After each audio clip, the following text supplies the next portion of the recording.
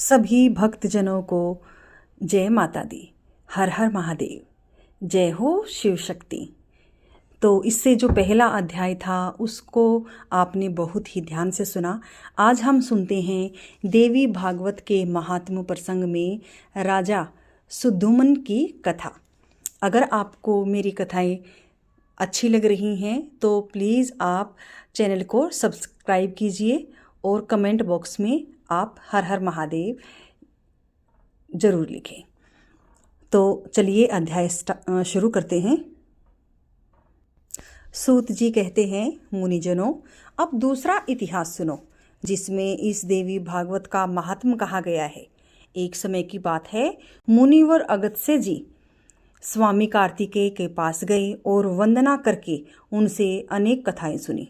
उसके उपरांत उन्होंने कहा, हे भगवान, आप देवी भागवत का महात्म्य और उनके सुनने की विधि भी बताने की कृपा कीजिए। स्वामी कार्तिकेय ने कहा, ब्रह्मांड श्रीमद् देवी भागवत के महत्व को विस्तार से कौन कह सकता है। फिर भी मैं संक्षेप में कहता हूँ, सुनो।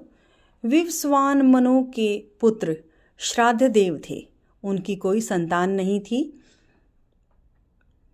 वशिष्ठ जी की सहमति से उन्होंने पुत्र प्राप्ति के लिए यज्ञ किया। विवस्वान मनु की स्त्री का नाम श्रद्धा था।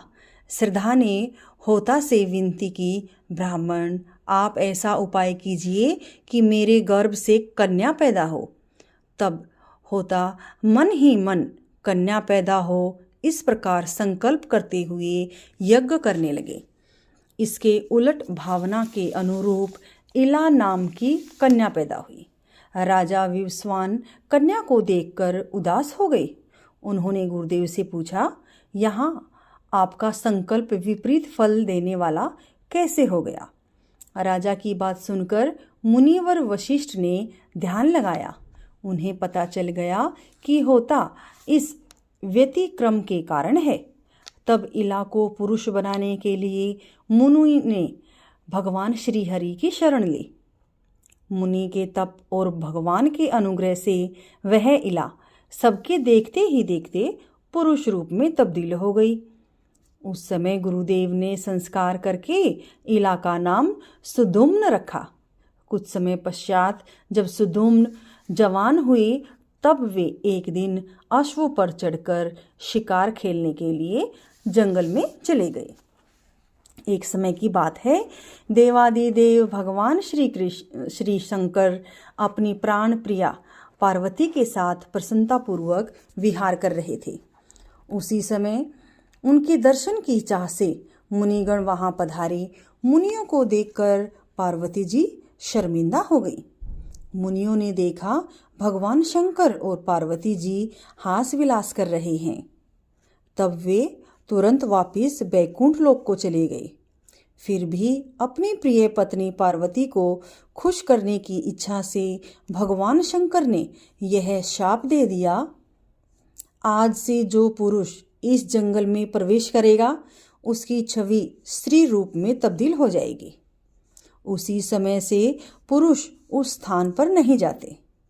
सुद्युम्न वहां अचानक चले गए और जाते ही उनका आकार स्त्री का हो गया। अब वे स्त्री रूप में जंगल में इधर उधर घूमने लगे। एक समय की बात है, वह स्त्री बुद्ध के आश्रम के नजदीक पहुंच गई। उसे देखकर बुद्ध के मन में उसके प्रति प्रेम पैदा हो गया। वह स्त्री भी सोमनंदन बुद्ध को पति बनाने की इच्छा प्रकट करने लगी।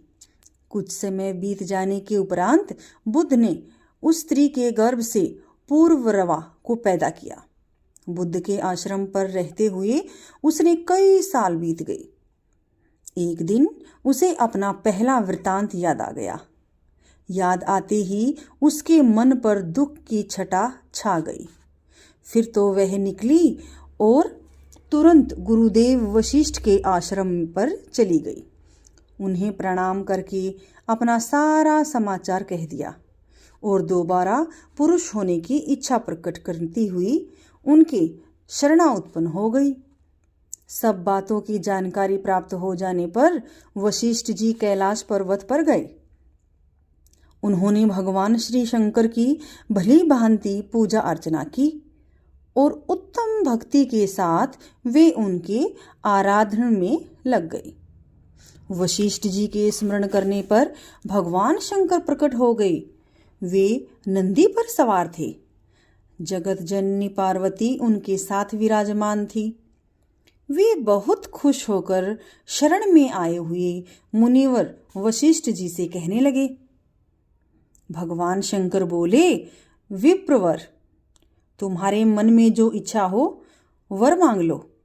भगवान के इस प्रकार कहने पर वशिष्ठ जी ने उनके चरणों में मस्तक झुकाया और इलाके पुरुष हो जाने की प्रार्थना की। तब खुश होकर भगवान शंकर ने मुनिवर से कहा, वह 1 महीना पुरुष रहेगा और 1 महीना स्त्री। इस प्रकार शंकर से वर पा लेने पर वशिष्ठ जी जगत जननी भगवती माता की पूजा करके उनकी स्तुति करने लगे।